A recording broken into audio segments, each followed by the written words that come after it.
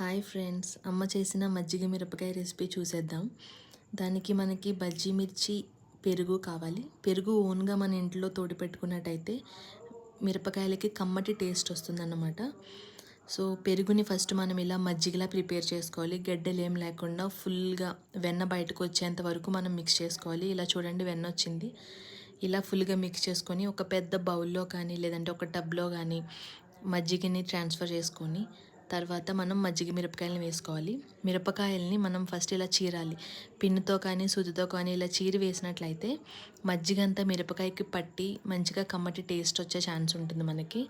మిరపకాయలన్నీ ఇలా చీరినాక మొత్తం ఒకసారి మజ్జిగలో మిక్స్ చేయండి.